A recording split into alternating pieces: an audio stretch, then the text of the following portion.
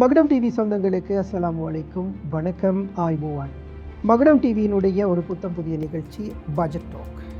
நாட்டில் தற்பொழுது வரவு செலவு திட்டம் தொடர்பாக 2 வாரங்களாக பேசப்படுகின்றது. வரவு செலவு திட்டத்தினூடாக மக்களுக்கு கிடைத்த சாதக பாதக தன்மைகள், வரவு செலவு திட்டத்தினுடைய நிகழ்ச்சி நிரல் அடுத்த வருடத்திலே எவ்வாறு அமையப்போகிறது, எவ்வாறு இருக்கப் போகின்றது என்கின்ற பல கருத்துக்களை பாராளுமன்றத்திலே இந்த 2.5 வாரங்களாக நாங்கள் செவிமடுத்து வருகிறோம், கேட்டு வருகிறோம், பார்த்து வருகிறோம். இது தொடர்பிலே நாங்கள் மகுடம் டிவி வாயிலாக பல நிகழ்ச்சிகளை எங்களுக்கு தந்திருக்கிறோம். இப்பொழுது நாங்கள் இந்த வரவு செலவு திட்டம் நிறைவடையும் வரை அது தொடர்பிலே பாராளுமன்றத்தில் இருக்கக்கூடிய ஆளும் எதிரணி உறுப்பினர்களை அழைத்து நிறைய விடயங்களை பேசுவதற்கு தயாராக இருக்கின்றோம், விளக்கங்களை பெற்றுக்கொள்வதற்கு தயாராக இருக்கிறோம். அந்த வகையிலே இது ஒரு புது நிகழ்ச்சி, ஒரு புதிய அலைவரிசை மகுடம் டிவி வாயிலாக உங்களை நாங்கள் சந்தித்திருக்கின்றோம். ஆரம்பத்திலே சொல்லிக் கொள்கின்றோம், மகுடம் டிவியினுடைய யூடியூப் சேனலை சப்ஸ்கிரைப் செய்து கொள்ளுங்கள். எங்களுடைய ஃபேஸ்புக், இன்ஸ்டா, அதே போன்று டிக்டாக் தளங்கள் இருக்கிறது, அதனையும் ஃபாலோ செய்து கொள்ளுங்கள். மிக விரைவிலே ஒரு பெரிய அளவிலே தொலைக்காட்சியினூடாக உங்களை சந்திப்பதற்கான எல்லா ஏற்பாடுகளும் செய்யப்பட்டிருக்கின்றன. எனவே அதனூடாகவும் உங்களை சந்திப்பதற்கு தயாராக இருக்கின்றோம். நல்லது, நாங்கள் இந்த விடயங்களை சொல்லிக்கொண்டு இன்றைய எங்களுடைய நிகழ்ச்சி முதல் நிகழ்ச்சிக்கே நாங்கள் முக்கியமாக எதிரணியினுடைய பாராளுமன்ற உறுப்பினர் ஒருவரை நாங்கள் அழைத்திருக்கின்றோம். இந்த பட்ஜெட் டாக் நிகழ்ச்சிக்காக வரவு செலவு திட்டம் பற்றி மாத்திரமல்ல, இந்த பாராளுமன்ற உறுப்பினர் இருக்கக்கூடிய மாவட்டம் தொடர்பிலும் சில விடயங்களை, தெளிவுகளை பெற்றுக்கொள்வதற்கு தயாராக இருக்கிறோம். அவர்தான் திருகோணமலை மாவட்டத்தினுடைய பாராளுமன்ற உறுப்பினர் இம்ரான் மௌரூப் அவர்களை இன்றைய பட்ஜெட் டாக் நிகழ்ச்சிக்காக நாங்கள் அழைத்திருக்கின்றோம். அஸ்ஸலாமு அலைக்கும், வணக்கம், ஆய்புவான். வலைக்கும் அஸ்ஸலாம், வணக்கம், ஆய்புவான். பார்லமெண்ட் உறுப்பினர் அவர்களே, ஆரம்பத்திலே இது ஒரு முதல் நிகழ்ச்சி, முதலிலே நாங்கள் உங்களை அழைத்திருக்கின்றோம். இந்த வரவு செலவு திட்டத்தை நீங்கள் எப்படி பார்க்கிறீர்கள்? இது மக்களுக்கு சாதகமான வரவு செலவு திட்டமா அல்லது பாதகமான வரவு செலவு திட்டமா? இப்போ துண்டு விழும் தொகை தொடர்பில் அதிகமாக பேசியிருக்கிறார்கள். எதிரணியினுடைய பேச்சாளர் ஹசடி சில்வா திரைசேரியில் இவ்வளவு நிதி சேகரித்து வைக்கப்பட்டிருப்பதாக சொல்லியிருக்கிறார். இந்த வரவு செலவு திட்டம் தொடர்பில் உங்களுடைய பார்வையில்? உண்மையிலே வரவு செலவு திட்டம் என்பதிலே பல கேள்விகள் காணப்படும் மக்கள் மத்தியிலே. குறிப்பாக இது ஒரு வரவு செலவு திட்டத்தினுடைய ஒரு உரையாக பார்க்கப்படுகின்ற ஒரு விடயம்தான் இன்று பாராளுமன்றத்திலே நடைபெற்றிருக்கின்றது. குறிப்பாக இந்த வரவு செலவு திட்டம் இனி அரசாங்கம் தரப்பினர் பேசுகின்றார்கள், இது வரலாறு காணாத ஒரு வரவு செலவு திட்டமாகவும், அதே போன்று எதிர்க்கட்சியில் இருக்கின்றவர்கள் பல குறைகள் இருக்கின்றது என்பதையும் சுட்டிக்காட்டி கொண்டிருக்கின்றார்கள். நாங்கள் இதுவரையும் இனி பாராளுமன்ற வரலாற்றுகளை எடுத்து பார்க்கின்ற பொழுது எந்த அரசாங்கத்தினாலும் வரவு செலவு திட்டங்கள் கொண்டு வருகின்ற பொழுது அந்த அரசாங்கம் அந்த வரவு செலவு திட்டத்தை ஒரு சிறந்த வரவு செலவு திட்டமாகவும், எதிர்க்கட்சிகள் அதை இப்போது எதிர்த்து கொண்டிருக்கின்ற ஒரு கலாச்சாரத்தை தான் நாங்கள் பாராளுமன்றத்திலே பார்த்திருக்கின்றோம். அந்த அடிப்படையிலே இம்முறை சமர்ப்பிக்கப்பட்டிருக்கின்ற வரவு செலவு திட்டம் என்பது குறிப்பாக மக்கள் மத்தியிலே நம்பிக்கையை ஏற்படுத்தி இருக்கின்றதா என்பதுதான் என்னுடைய ஒரு கேள்வியாக காணப்படுகின்றது. குறிப்பாக நான் பாராளுமன்றத்திலே பேசுகின்ற சந்தர்ப்பத்திலும் கூட நான் கேட்டொரு விடயம் என்னவென்றால், இப்போ நீங்கள் சொல்லுகின்ற, குறிப்பாக அரசாங்கம் சொல்லுகின்ற அளவுக்கு இந்த வரவு செலவு திட்டத்தை எப்படி நாங்கள் அல்லது மக்கள் நம்புவது? ஏனென்றால் இதே மாதிரியான ஒரு சிறந்த வரவு செலவு திட்டமாக சொல்லி 2025ஆம் ஆண்டு ஒரு வரவு செலவு திட்டம் இந்த அரசாங்கத்தினால் வழங்கப்பட்டது. ஆனால் அதிலே என்ன விடயங்கள் நிறைவேற்றப்பட்டிருக்கின்றது என்பதை நாங்கள் சிந்திக்க வேண்டும். இப்போ நீங்க சொன்ன ஒரு விஷயத்துக்கு இப்போ நீங்க இப்போ சொன்னீங்க எதிர்பார்ப்புகள் நிறைவேற்றப்பட்டிருக்கிறதா என்று. இப்போ அந்த கேள்விக்கு நீங்கள் பதில் சொன்னால் எப்படி சொல்லுவீங்க? இல்லை, எதிர்பார்ப்புகள் என்பது இனி பொதுவாக மக்களிடம் பல எதிர்பார்ப்புகள் காணப்படும். குறிப்பாக நாங்கள் பார்த்திருக்கின்றோம் அரசியல் வரலாற்றுகளை. வரவு செலவு திட்டம் என்றால் மக்கள் பார்க்கின்ற ஒரு விடயம்தான், என்ன பொருட்களுடைய விலைகள் குறைந்திருக்கின்றன, அல்லது என்ன பொருட்களுக்கு வரிகள் விதித்திருக்கின்றார்கள், அல்லது எங்களுக்கான சம்பள உயர்வுகள் காணப்படுகின்றன, அல்லது ஏனைய நடுத்து நிலையான அல்லது கஷ்டப்படுகின்ற மக்களுக்கான நிவாரணங்கள் வழங்கப்படுகின்றதா என்ற விடயங்களைத்தான் வரவு செலவு திட்டத்திலே மக்கள் எதிர்பார்ப்பார்கள். ஆகையால் அந்த விடயம் இதில் உள்ளடக்கப்பட்டிருக்கின்றதா என்பது ஒரு கேள்வி. அதே மாதிரியான ஒரு விடயம்தான் இந்த அரசாங்கம், குறிப்பாக இப்பொழுது ஆட்சியிலே இருக்கின்ற அரசாங்கம், அவர்கள் ஆட்சி அமைக்கும் பொழுது என்னென்ன விடயங்களை நாங்கள் முன்வைப்போம் என்று சொன்னார்களோ அந்த விடயம் இந்த வரவு செலவு திட்டத்திலே உள்வாங்கப்பட்டதா என்பதைத்தான் நான் கேட்க விரும்புகின்றேன். குறிப்பாக நான் நினைக்கிறேன், நீங்கள் ஊடகத்திலே இருக்கின்ற காரணத்தினால் நீங்களும் தெளிவாக இருப்பீர்கள். இந்த அரசாங்கம் சொல்லியிருந்த பல விடயங்களை, அதாவது நாங்கள் அதை பேசுவதாக இருந்தால் இன்னும் மணித்தியால கணக்கு எங்களுக்கு தேவைப்படும். இருந்தாலும் 6 மாதங்களுக்குள் சில விடயங்களுக்கு நாங்கள் முடிவு காணுவோம் என்று சொன்ன அரசாங்கம் இது. அவர்களுடைய விஞ்ஞாபனம், தேர்தல் விஞ்ஞாபனங்களிலே, தேர்தல் மேடைகளில், அது பாராளுமன்ற தேர்தலாக இருந்தாலும் சரி, பொது தேர்தலாக இருந்தாலும் சரி, இவ்வாறு 6 மாதங்களுக்குள் நாங்கள் பல விடயங்களுக்கான தீர்வுகளை நாங்கள் கொண்டு வருவோம் என்று சொன்னவர்களுடைய வரவு செலவு திட்டம் இதுதானா என்ற அந்த விடயத்தை வைத்துத்தான் நான் கேட்கின்றேன். இதை எந்த அடிப்படையிலே நாங்கள் இதை ஏற்றுக்கொள்வது என்று. அதே போன்றுதான் சென்ற நான் ஆரம்பத்திலே சொன்னது போன்று 2025ஆம் ஆண்டு வரவு செலவு திட்டத்தில் கூட 40-50 விதமான விடயங்கள் தான் நிறைவேற்றப்பட்டிருக்கின்றது. ஆகையால் அவ்வாறு பார்க்கின்ற பொழுது இந்த வரவு செலவு திட்டம் முழுமையாக நிறைவேற்றப்படும் என்பதற்கான உத்தரவாத பிரச்சனைகள் காணப்படுகின்றன. குறிப்பாக நீங்கள் சொன்னீங்கள், ஹர்ஷடி சில்வா அவர்கள் சொன்ன விடயங்கள் இன்று சமூக வலைதளங்களிலே, ஊடகங்களிலே பேசப்படுகின்ற, பார்க்கக்கூடிய ஒரு விடயமாக காணப்படுகின்றது. உண்மையிலே இன்று நிதிகள் அதிகரிக்கப்பட்டிருக்கின்றது. நீங்கள் சொன்னது போன்று அவர்களுடைய பாஷையிலே சொன்னால் கல்லா நிறைக்கப்பட்டிருக்கின்றது என்று சொல்கின்றார்கள். ஆகையால் இதிலே நாங்கள் 2 விடயத்தை நாங்கள் பார்க்க வேண்டும். குறிப்பாக இன்னும் சில வருடங்கள், அதாவது 2028ஆம் ஆண்டு வரைக்குமான வரியை நாங்கள் கட்ட வேண்டிய அவசியம் இல்லை என்ற ஒரு IMF-னுடைய ஒப்பந்தம் இருக்கின்றது. ஆகையால் அதுவும் ஒரு காரணம். அதே போன்று இப்பொழுது வாகன இறக்குமதியின் மூலமாக பல வீதங்கள், அதாவது நாங்கள் கற்பனையிலே எதிர்பார்க்காத, அதாவது இவர்கள் சொன்னது ஒரு விடயம், அதை நம்ம ஒரு பக்கம் வைத்து விட்டாலும் நாங்கள் கற்பனையிலும் சிந்திக்காத வரி விதிப்புகளின் மூலமாக கூட அதிலே கூடுதலான வருமானங்கள் ஈட்டப்பட்டிருக்கின்றது.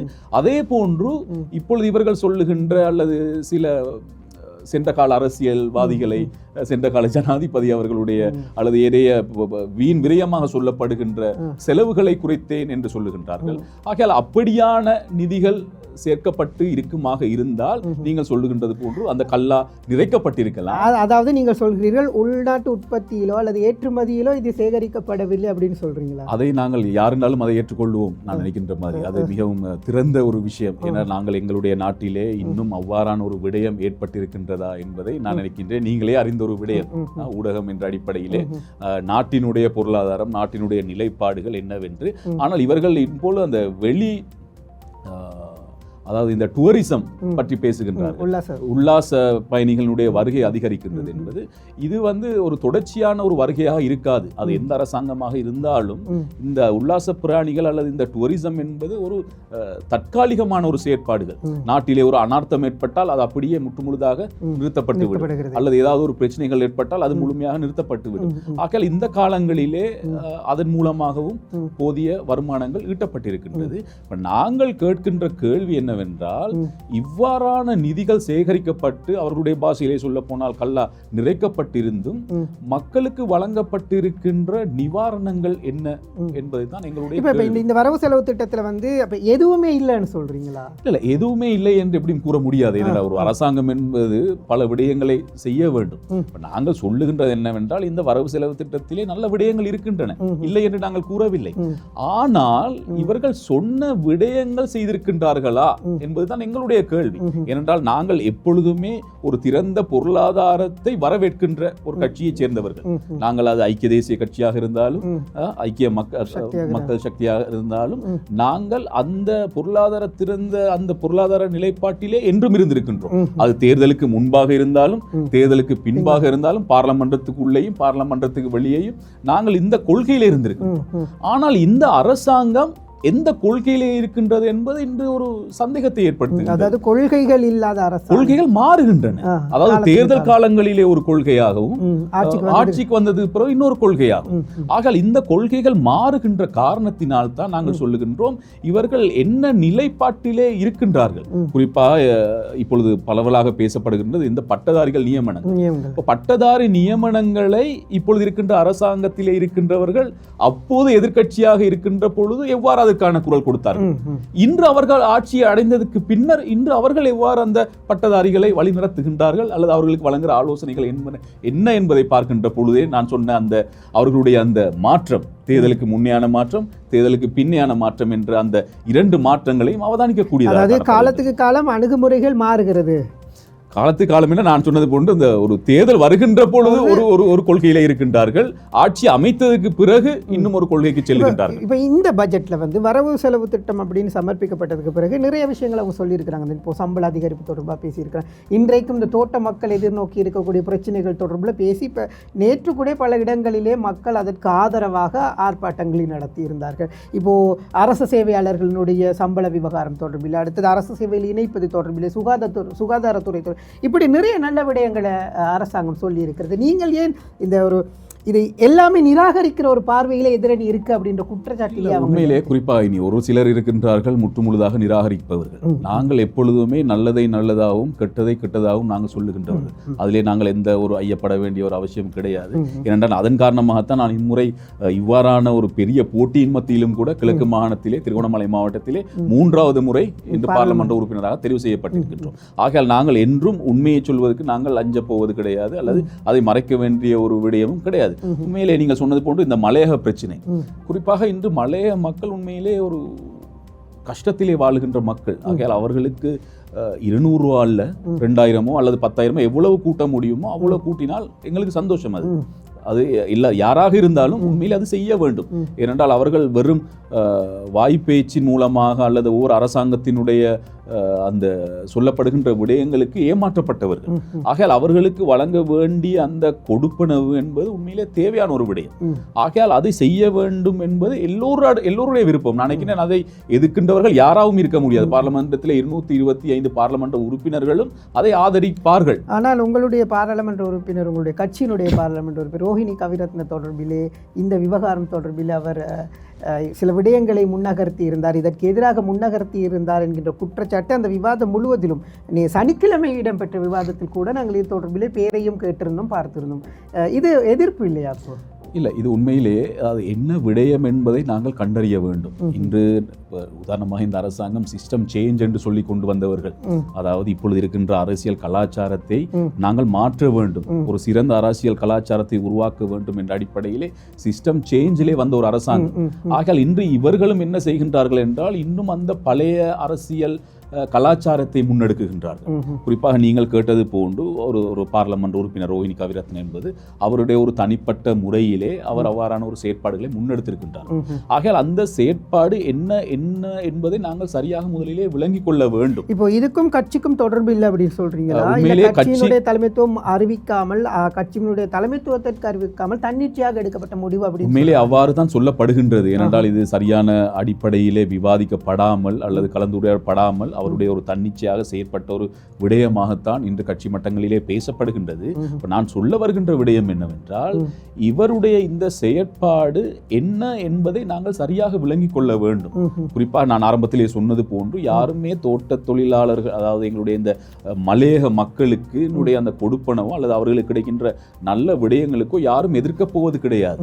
ஆனால் இந்த அரசாங்கம் சொன்ன விடயத்தினுடைய ஒரு உத்தரவாதத்தை பெற வேண்டிய ஒரு பொறுப்பு காணப்படுகின்றது. இது உண்மையிலே இவர்களுக்கு சரியான முறையிலே சென்று அடைகின்றதா அல்லது இந்த சென்று அடைகின்றதாக சொல்லப்படுகின்ற முறையிலே ஒரு சரியான திட்டம் இருக்கின்றதா அல்லது இதுக்குள்ளும் ஏதாவது ஒரு அரசியல் கலக்கப்பட்டிருக்கின்றதா என்ற பல கேள்விகள் எழும்புகின்றன. அரசாங்கத்தில் பல அமைச்சர்களாக இருக்கட்டும், உறுப்பினர்களாக இருக்கட்டும், இது தொடர்பில் உங்களுக்கு முக்கியமாக பாராளுமன்றத்தில் இருக்கக்கூடிய எதிரணிக்கு தெளிவாக பல விடயங்களை உறுதியாக சொன்னாங்க இல்லையா, உறுதிப்படுத்தி சொல்லி இருக்கிறாங்க இல்லையா? இல்லை நாங்கள் கொடுப்போம், 25 நாள் வேலைக்கு வந்தால் நாங்கள் இவ்வளவு கொடுப்போம், 25 நாள் வராமல் ஒரு நாள் வந்தாலும் இவ்வளவு கொடுப்போம் என்றதை உறுதிப்படுத்தி சொல்லியிருக்கிறாங்க. இதையே நீங்க ஏற்றுக்கொள்ள மறுக்கிறீங்க? இல்லை, இதை ஏன் ஏற்றுக்கொள்ள மறுக்கிறோம்? அதாவது எந்த ஒரு மாற்று கருத்தும் இல்லை இந்த சம்பள அதிகரிப்பை பொறுத்தவரையில். நான் இப்போ கிழக்கு மாகாணத்தை பிரதிநிதித்துவப்படுத்தினாலும் மலையக மக்களுக்கு ஒரு நல்ல விடயம் நடக்கிறது என்றால் உண்மையிலே நாங்கள் நாட்டு மக்கள் தாங்க, நாடு ரீதியாக அதை நான் சொல்ல வரேன். அதுக்கான எங்களுடைய முழு ஆதரவை வழங்குவோம். குறிப்பாக எங்களுடைய எதிர்கட்சியில் இருக்கின்ற மலையக உறுப்பினர்களும் அவருக்கு ஆதரவாக வழங்கியக்குரிய பிரதான காரணம் என்னவென்றால் இவர்களுக்கான சம்பள உயர்வு. நீங்கள் கேட்ட கேள்விக்கு நாங்கள் வருவமாக இருந்தால் நீங்களே நல்லா பாருங்கள், ஜனாதிபதி அவர்கள் பேசுகின்ற பொழுது இந்த 200 ரூபாய் விடயத்தை அவர் எவ்வாறு சொல்லுகின்றார், அதை தொடர்ந்து சொல்லப்படுகின்ற அமைச்சர்கள் இந்த விடயத்தை எவ்வாறு சொல்லுகின்றார்கள் என்று பார்க்கின்ற பொழுது இன்று ஒன்றுக்கொண்டு முரணாக காணப்படுகின்றது. ஆகையால் இந்த 20 நாள் 25 நாள் வேலை செய்ய வேண்டும், கட்டாயமாக வேலை செய்ய வேண்டும் என்று சொல்லப்படுகின்ற விடயங்கள், அல்லது இது ஒரு கட்டாயம் அல்ல, எத்தனை நாட்கள் வந்தாலும் இத்தனை நாட்கான சம்பளம் வழங்கப்படுகின்றது சொல்லுகின்ற அந்த விடயங்கள் ஒவ்வொரு அமைச்சர்களும் சொல்லுகின்ற இது சம்பந்தமான விடயங்களிலே சில கருத்து வேறுபாடுகள் காணப்படுகின்றன. ஆகையால் எதிர்க்கட்சி என்ற அடிப்படையிலே அதற்கான அந்த உண்மைத்தன்மையையும், குறிப்பாக நாங்கள் சொல்ல போனால் அனுரகுமார் எங்களுடைய நாட்டினுடைய ஜனாதிபதி அவர்கள் 2025ஆம் ஆண்டு, நான் எங்களுடைய இதே வித்தியை சொல்லுகின்றேன், பாராளுமன்ற உறுப்பினர்களுக்கான அந்த நிதியை நாங்கள் வழங்குவோம் என்று சொன்னார்கள். அந்த நிதியை நாங்கள் வழங்குவோம் என்று சொன்னார்கள். ஆனால் எங்க வழங்கினாங்க தெரியல. இந்த முறையும் சொல்லியிருக்கிறார். வழங்குவாரா இல்லையான்றது அடுத்த வருஷம் தான் தெரியும். இதே போன்றுதான் மீண்டும் அந்த மக்கள் ஏமாற்றப்படக்கூடாது, அது ஒரு வாய்ப்பேச்சில் மாத்திரம் இருக்கக்கூடாது, அல்லது அந்த பாராளுமன்ற ஹேண்ட்சாட்டில் மற்றும் அது பதிவாக இருக்கக்கூடாது.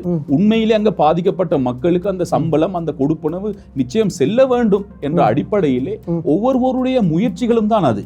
ஆகையால் அதை ஒரு எதிர்க்கட்சியாக முயற்சிப்பது என்பது என்னை பொறுத்தவரையிலே அது ஒரு தவறான விடயம் என்று கூற முடியாது. ஏனென்றால் அதெல்லாம் ஒரு சரியான ஒரு நிலைப்பாட்டை அரசாங்கத்திடம் இருந்து ஏற்படுத்தப்பட வேண்டும் என்ற முயற்சி. இன்று நான் ஆரம்பத்திலே சொன்னேன், அதுக்கு நம்ம கதையை மாத்திட்டோம். இந்த சிஸ்டம் சேஞ்ச் என்று நாங்கள் பார்த்திருக்கின்றோம். நல்லாட்சி காலங்களிலே எரிபொருட்களுடைய விலை ஒரு 200-300 ரூபாய் கூடினா மஹிந்த ராஜபக்ஷ பைசிக்கல்ல பார்லமென்றம் வருவார். இதுதான் அந்த அரசியல் கலாச்சாரம். இன்று அதே மாதிரியான கலாச்சாரங்கள் முன்னெடுக்கப்படுகிறதா என்ற சந்தேகம் எங்களுக்கு காணப்படுகின்றது. அந்த மக்கள் உண்மையிலே அவர்கள் எதிர்ப்பை தெரிவிக்கின்றார்களா, அல்லது அவர்கள் எதிர்ப்பை தெரிவிப்பதற்கான அழுத்தங்கள் அல்லது அதுக்கான ஒரு பின்புலங்கள் ஏற்படுத்தப்படுகின்றதா என்று எங்களுக்கு தெரியவில்லை. உண்மையிலேயே நம்ம ஓப்பனாக நாங்கள் கைத்துக் கொள்வோமாக இருந்தால் அந்த 200 ரூபாய் என்பது அவர்களுக்கு போதுமா என்பதை நாங்கள் கேட்கின்றோம். மிகவும் குறைந்த ஒரு தொகை. ஆகையால் அவ்வாறான ஒரு தொகையை அவர்கள் எடுக்கின்ற அந்த விடயங்கள் இன்னும் நடைமுறைப்படுத்தப்படவில்லை என்று பார்லமெண்டத்திலே பேசப்பட்டிருக்கின்றது. ஆனால் அவர்கள் இன்னும் வழங்கப்படவில்லை. ஆனால் அங்கிருக்கின்ற மக்கள் அவ்வளவு செலவழித்துக் கொண்டு தேங்காய்களை உடைத்துக் கொண்டு எதிர்ப்பை தெரிவிப்பது உண்மையிலே கவலையாக இருக்கின்றது. என்றால் அந்த கஷ்டப்படுகின்ற மக்களிலும் சிலர் அரசியல் செய்கின்றார்களா என்ற ஒரு சந்தேகம் காணப்படுகின்றது. அந்த அடிப்படையிலே நாங்கள் விரும்புகின்ற ஒரு விடயம், நீங்கள் கேட்ட கேள்விக்கு இணங்க, இதை யாருமே எதிர்க்கட்சியோ ஆளுங்கட்சியோ 225 பேரும் நான் நினைக்கிற மாதிரி பார்லமெண்டத்திலே எதிர்க்க மாட்டார்கள். அவர்களுக்கான அந்த கொடுப்பனவு சம்பளம் என்பது அவர்களுக்கு வெறும் அந்த வாய்ப்பேச்சு தான் அவர்கள் கேட்டுக்கொண்டே இருக்கின்றார்கள். எந்த அரசாங்கம் வந்தாலும் 1500 ரூபாய் தருவோம், 2000 ரூபாய் தருவோம் என்ற அந்த விடயங்களை அவர்கள் கேட்டுக்கொண்டிருக்கின்றார்கள். ஆகையால் அவர்களுக்கு ஏதோ இவ்வாறான ஒரு முறையிலே இவர்கள் வழங்குவது என்பது உண்மையிலே பாராட்டக்கூடிய ஒரு விடயம். இப்போ சின்ன ஒரு கேள்வி. இப்போ நீங்க சொல்றீங்க நாங்க எதிர்க்கலை, ஆனால் 2ஆம் வாசிப்பின் போது நீங்க வாக்களித்த நேரம் ஐக்கிய மக்கள் சக்தி முழுமையாக எதிர்த்து தான் வாக்களித்திருக்கிறது. ஐக்கிய மக்கள் சக்தியினுடைய கூட்டணியில் இருக்கக்கூடிய தமிழ் முற்போக்கு கூட்டணி ஆதரவாக, அது அவர்களுடைய அரசியல் இருப்பு தொடர்பான ஒரு கேள்வி. அவர்கள் எதிர்த்து வாக்களித்திருந்தால் நிலைமை இன்னும் மோசமாகி இருக்கும். இப்போ அந்த தேங்காய் உடைக்கிற இந்த மாதிரி விஷயங்களை மீறி இன்னும் அதிகமாக இருக்கலாம். இப்போ நீங்கள் சொல்கிறீங்க நாங்கள் மக்களுக்கு இந்த வாக்களிக்கிறது மன்னிக்கணும், இந்த கொடுக்கறதுக்கான சம்பளம் அதிகரிப்பிற்கான எதிர்ப்பு தெரிவிக்கலாம். ஆனால் இது அன்றைய நாள் முழுவதுமே இந்த சம்பள விவகாரம் தொடர்பிலே தான் அன்று பேசப்பட்ட எல்லா உறுப்பினர்களும் பேசினது இந்த சம்பள விவகாரம் தொடர்பு. ஆனால் இதை நீங்கள் எதிர்த்து வாக்களிக்கிறீங்க, இது எவ்வாறான கொள்கை? இது இல்லை, இதுதான் நான் சொன்னேன். இப்போ வரவு செலவு திட்டத்துக்கு எதிர்ப்பு என்பது இந்த மலையக மக்களுடைய கொடுப்பனவுக்கான எதிர்ப்பு அல்ல. அந்த ஜனாதிபதி அவர்கள் எங்களுக்கு ஒரு புத்தகத்தை வழங்கினார்கள். 4.5 மணித்தியாலம் பார்லமெண்டத்திலே உரையை நிறுத்தினார்கள். ஆகையால் அந்த முழு விடயத்தையும் கருத்தில் கொண்ட ஒரு வாக்கெடுப்பு.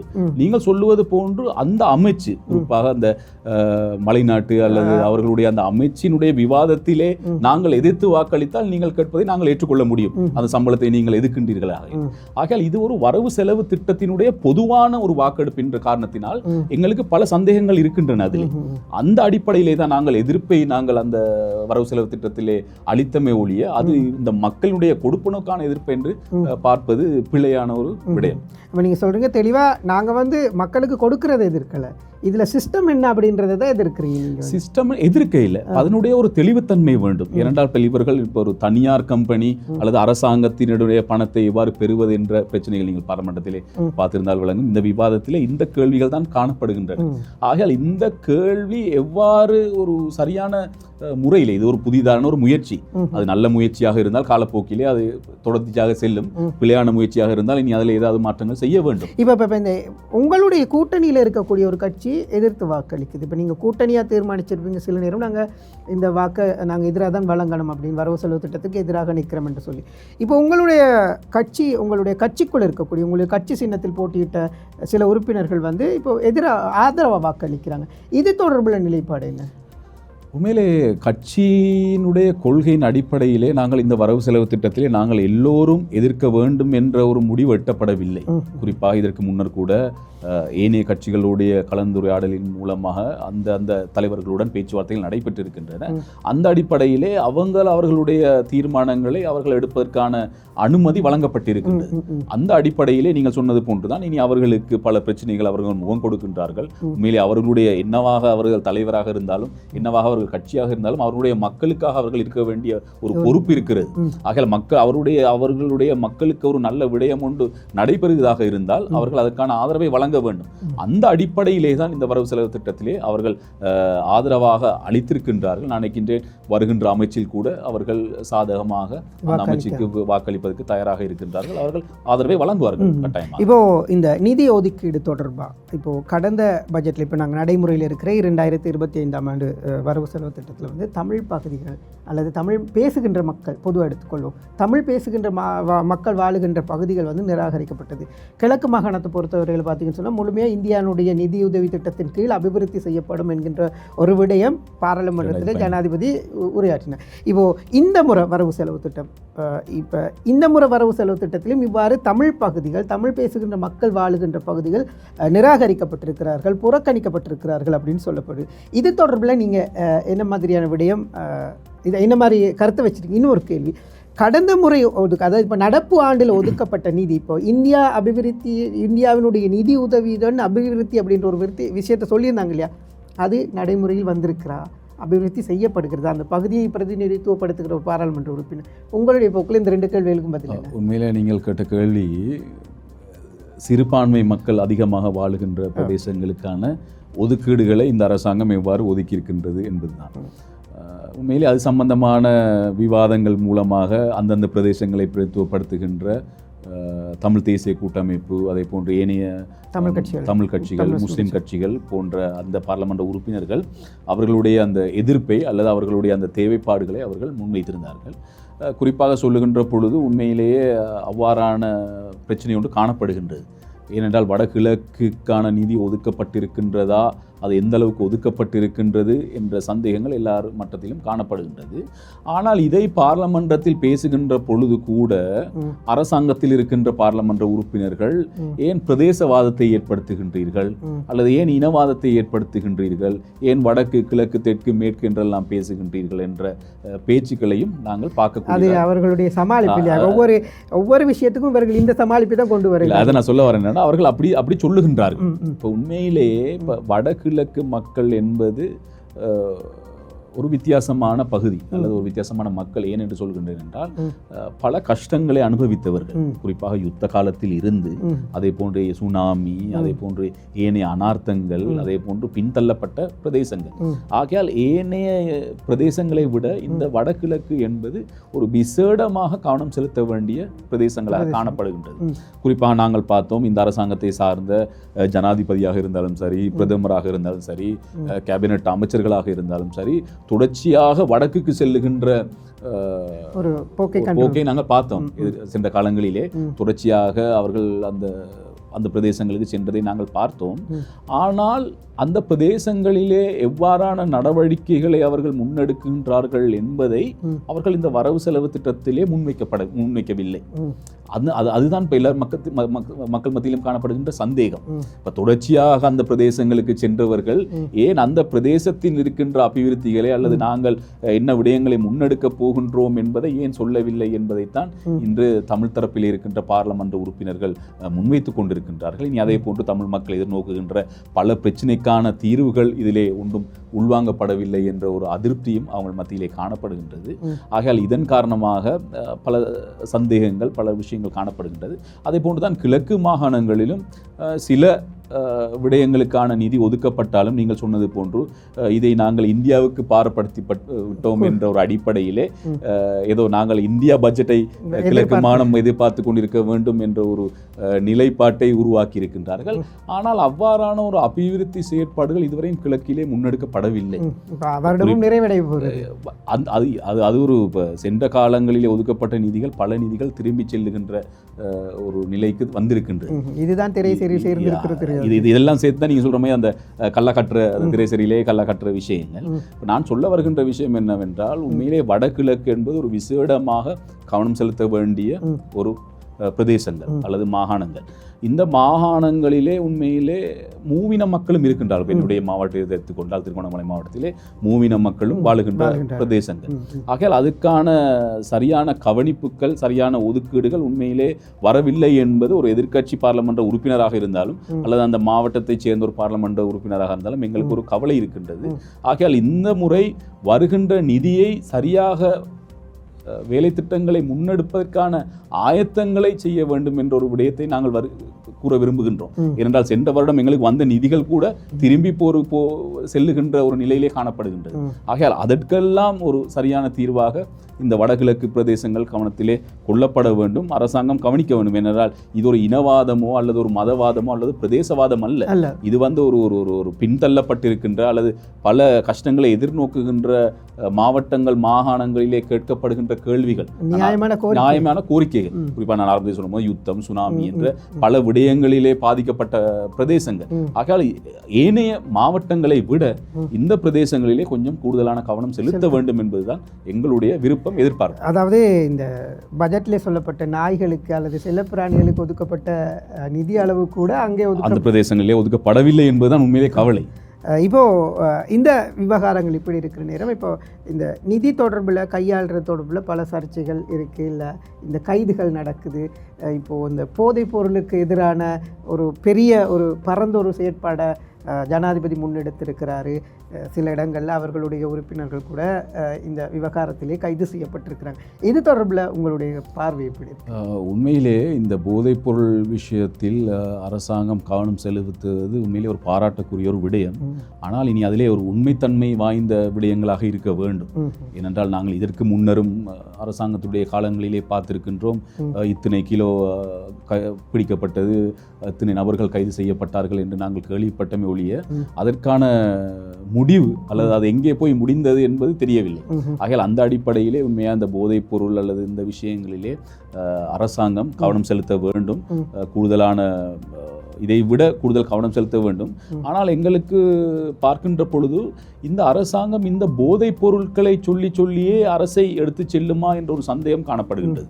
இன்று எதை எடுத்தாலும் இன்று நாங்கள் போதைப் பொருட்களை பிடிக்கின்றோம் அல்லது கள்வர்களை நாங்கள் கைது செய்கின்றோம் என்று சொல்லுகின்றார்கள். நாங்கள் மஹிந்த ராஜபக்சனுடைய ஆட்சியிலே கேள்விப்பட்டிருக்கிறோம், அந்த யுத்தத்தை முடித்தோம் என்று சில காலங்களை அவர்கள் அவ்வாறே ஓட்டினார்கள். ஆகையால் அதே போன்று இன்று இவர்கள் இந்த போதைப் பொருளை நாங்கள் ஒழிக்கப் போகின்றோம் அல்லது இவர்களை நாங்கள் கைது செய்ய போகின்றோம் என்ற அந்த கோஷத்தின் மூலமாக 5 வருடங்கள் 10 வருடங்கள் இழுக்க பார்க்கின்றார்களா என்ற சந்தேகம் காணப்படுகின்றது. எது எப்படியாக இருந்தாலும் உண்மையிலே இது இந்த நாட்டுக்கு மிகவும் ஒரு கெடுதியான ஒரு விஷயம். ஆகையால் இதிலே ஒரு விசேட கவனம் செலுத்தி அரசாங்கம் உண்மைத்தன்மையோடு இந்த விடயங்களை கையாள வேண்டும் என்பது எங்களுடைய எதிர்பார்ப்பாக இருக்கிறது. நல்லது. இந்த முத்து நகர் விவகாரம் பல மாதங்களாக இது தொடர்பில் வருடங்களாக பிரச்சனை இருந்தது. இப்போ பேசு பொருளாக நிறைய அடிக்கடி பேசப்பட்டு கொண்டிருக்கு. அதே போல் சாம்பூர் விவகாரம் தொடர்பில் கடந்த காலங்களிலே பரவலாக பேசப்பட்டது. தீர்வு இல்லாமல் இருக்கிறது இது இந்த விடயம். உண்மையிலே முத்துநகர் பிரச்சனை என்பது நீங்கள் பார்த்திருக்கின்றீர்கள். நீங்களும் சென்றிருந்தீர்கள். எல்லாரும் அரசு தரப்பு, எதிர்கட்சி, எங்களுடைய எதிர்கட்சி தலைவர் அவர்கள் கூட அந்த பிரதேசத்துக்கு வந்திருந்தார்கள். உண்மையிலே இது மிகவும் ஒரு கவலையான ஒரு விடயம். ஏனென்றால் இப்போ இந்த அரசாங்கத்திடம் கேட்டால் இது சென்ற காலங்களிலே வழங்கப்பட்டது அல்லது சென்ற காலங்களிலே கெசட்படுத்தப்பட்டது, அப்பொழுதே தீர்வு கண்டிருக்க வேண்டும் என்றெல்லாம் சொல்லுகின்றார்கள். நாங்கள் இந்த அரசாங்கத்திடம் சொல்லுகின்ற ஒரு விடயம் என்னவென்றால், இந்த மக்கள் அந்த இடத்துல நினைக்கிறேன் ஒரு 350 குடும்பங்கள் இருக்கின்றார்கள். அவர்கள் அந்த பிரதேசத்தினுடைய அந்த குளம், அந்த வயல், அந்த காணியை வைத்து தான் அவர்களுடைய வாழ்வாதாரத்தை அவர்கள் ஈட்டிக்கொண்டு அவர்களுடைய அந்த அன்றாட வாழ்க்கையை அவர்கள் கழித்து கொண்டிருந்தவர்கள். இன்று அவர்கள் தொடர்ச்சியான ஆர்ப்பாட்டங்களிலும், எதிர்ப்பிலும், கொழும்பிலும், திருகோணமலையிலும் இவ்வாறு எதிர்ப்பிலே அவர்கள் கலந்து கொள்கின்றார்கள். இந்த அரசாங்கம் இதிலே கூடிய கவனம் செலுத்த வேண்டும். குறிப்பாக நான் சொல்ல வருகின்ற விடயம் என்னவென்றால், இன்று அந்த மக்களோடு ஒரு சரியான பேச்சுவார்த்தையை அவர்கள் நடத்தவில்லை. இன்று அவர்கள் ஜனாதிபதி காரியாலயத்துக்கு சென்றிருக்கின்றார்கள். இன்று அவர்கள் பிரதம மந்திரியுடைய காரியாலயத்துக்கு சென்றிருக்கின்றார்கள்.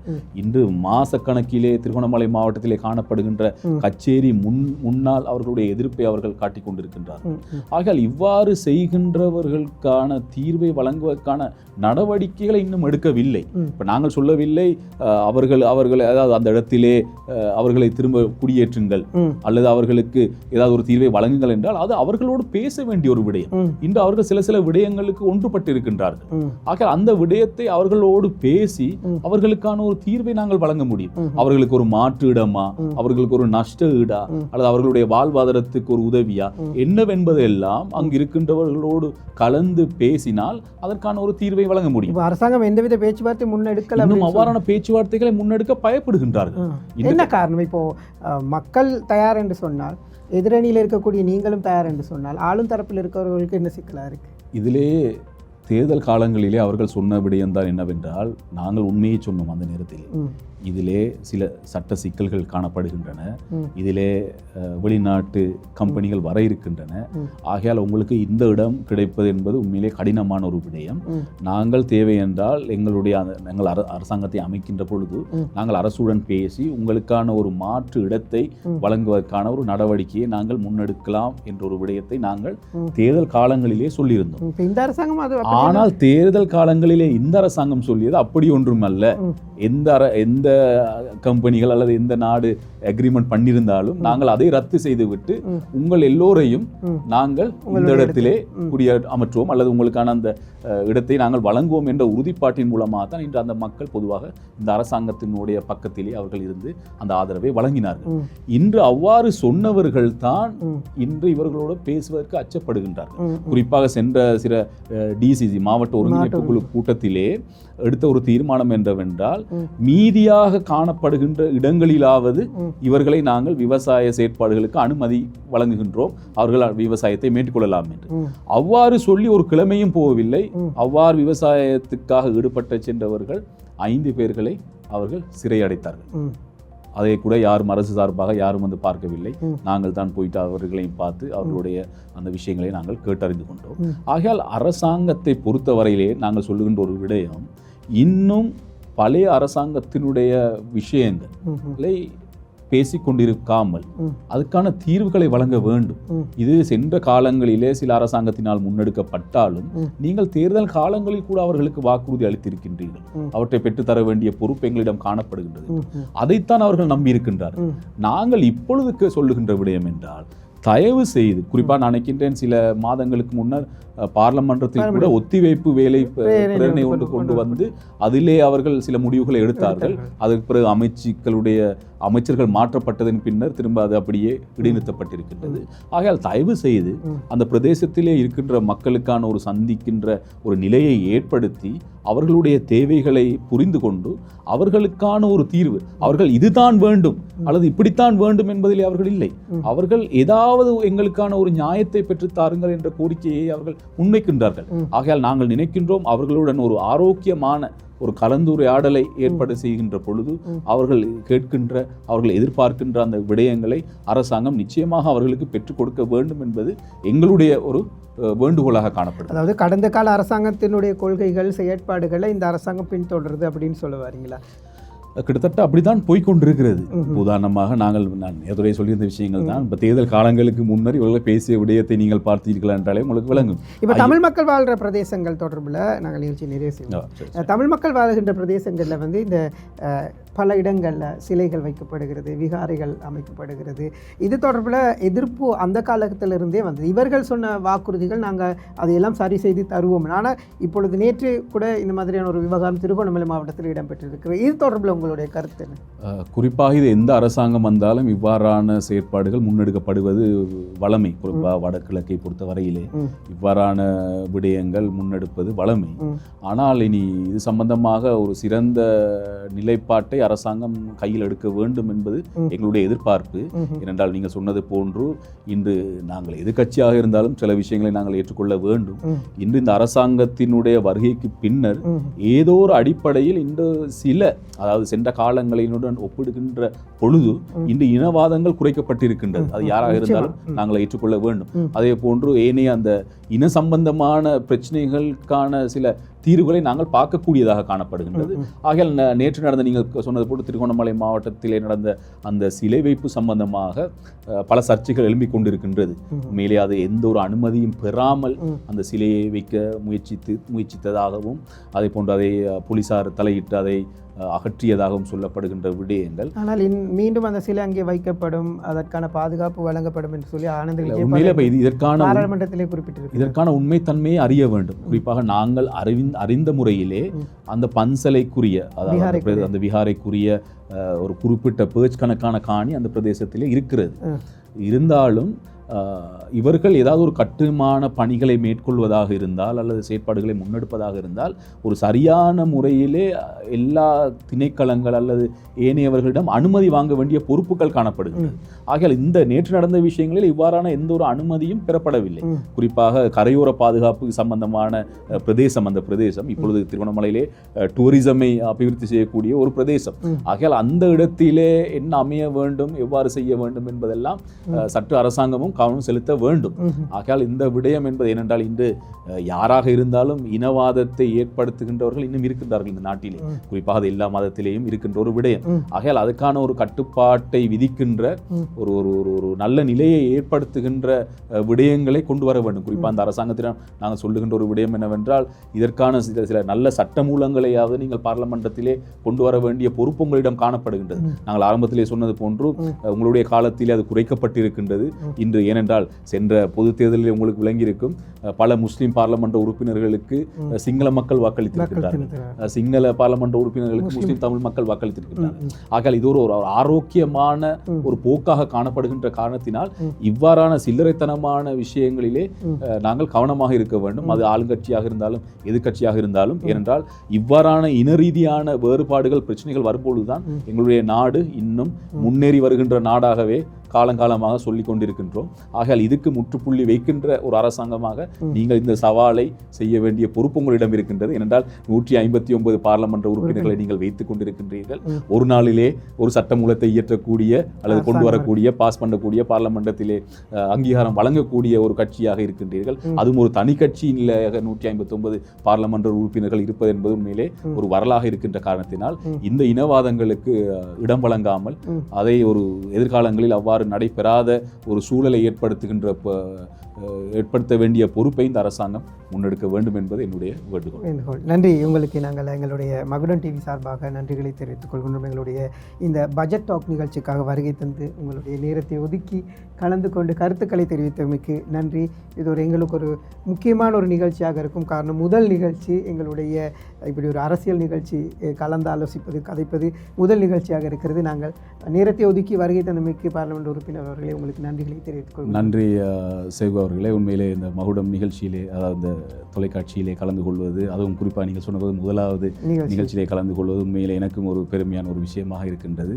ஆகையால் தொடர்ச்சியாக உங்களுடைய இந்த தொலைக்காட்சி இந்த செயற்பாடுகள் எதிர்காலங்களிலே நல்ல முறையிலே வர வேண்டும் என்ற வாழ்த்துக்களோடு நன்றிகளோடு முடித்துக்கொள்வோம். நன்றி நன்றி நன்றி. நல்லது. நாங்கள் இன்றைய தினம் திருகோணமலை மாவட்டத்தினுடைய பார்லிமெண்ட் உறுப்பினர் இம்ரான் மௌரூஃப் அவர்களை அழைத்து பட்ஜெட் டாக் நிகழ்ச்சிக்காக வரவு செலவு திட்டம் தொடர்பிலே சில கருத்துக்களை பெற்றிருந்தோம். இன்னும் ஆளும் தரப்புகளும் எதிரணியினரும் அனைவரையும் அழைத்து இந்த காலகட்டத்தில் இது தொடர்பிலே நாங்கள் பேசுவதற்கு தயாராக இருக்கின்றோம். இன்னும் பல நிகழ்ச்சிகள் உங்களுக்காக நாங்கள் எங்களுடைய தயார்படுத்தலில் வைத்திருக்கின்றோம். தொடர்ச்சியாக அந்த நிகழ்ச்சிகளுடனும் உங்களை சந்திப்பதற்கு தயாராக இருக்கின்றோம். விடைபெற்றுக் கொள்கின்றேன். நான் சேகு. நன்றி, வணக்கம், அஸ்ஸலாமு அலைக்கும்.